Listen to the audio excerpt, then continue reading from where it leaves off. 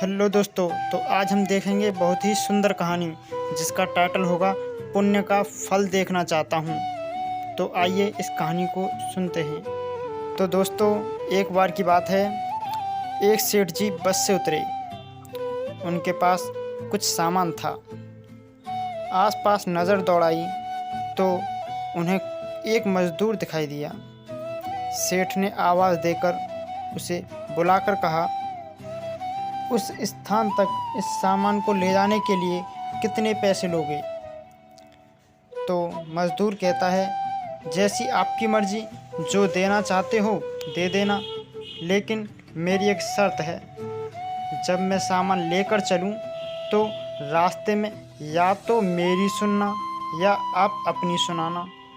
तो फिर सेठ ने उसे डांटकर भगा दिया और किसी अन्य मज़दूर को देखने लग गए।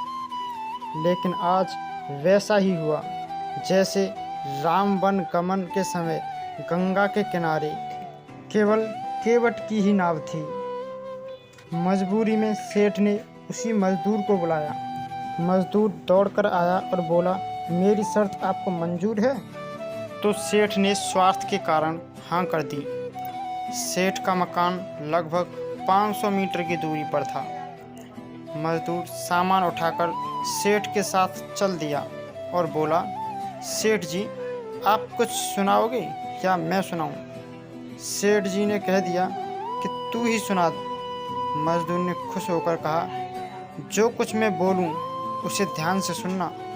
यह कहते हुए मजदूर पूरे रास्ते बोलता गया और दोनों मकान तक पहुंच गए।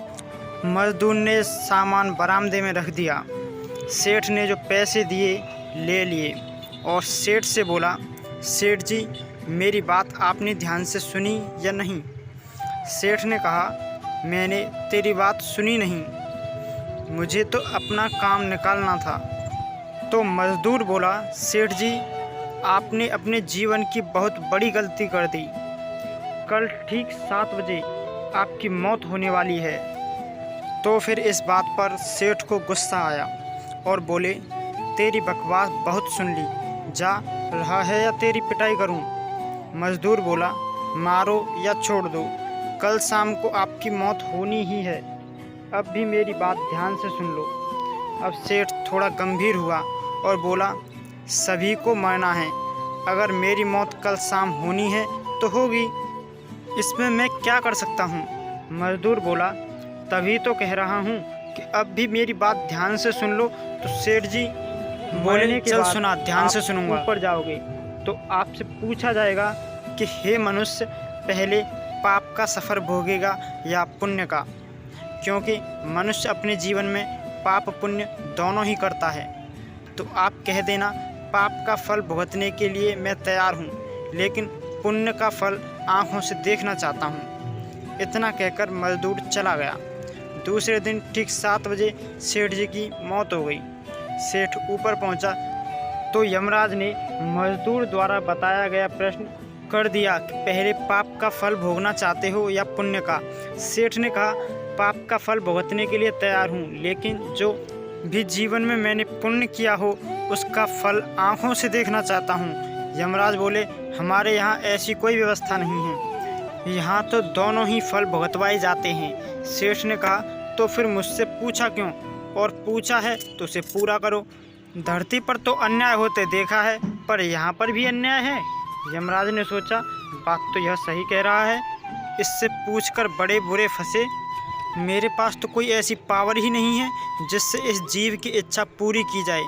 विवश होकर यमराज उस सेठ को ब्रह्मा जी के पास ले गए और पूरी बात बता दी। तो फिर ब्रह्मा जी ने अपनी पोथी निकालकर सारे पन्ने पलट डाले, लेकिन उनको कानून की कोई ऐसी धारा या उपधारा नहीं मिली जिससे इस जीव की इच्छा पूरी की जा सके। ब्रह्मा जी विवश होकर यमराज और सेठ को साथ लेकर भगवान के पास पहुँचे और समस्या बताई। भगवान ने यमराज और ब्रह्मा से कहा, जाइए अपना अपना काम देखिए। दोनों चले गए।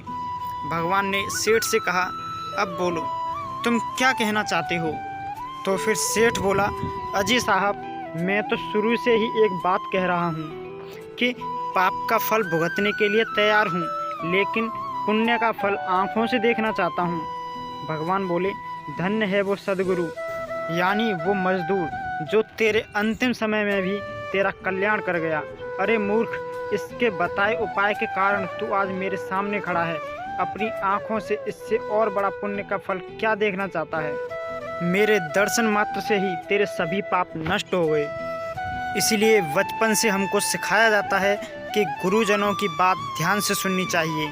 पता नहीं कौन सी बात जीवन में कब काम आ जाए। तो दोस्तों, आपको ये कहानी कैसी लगी हमें कमेंट सेक्शन में बताइए।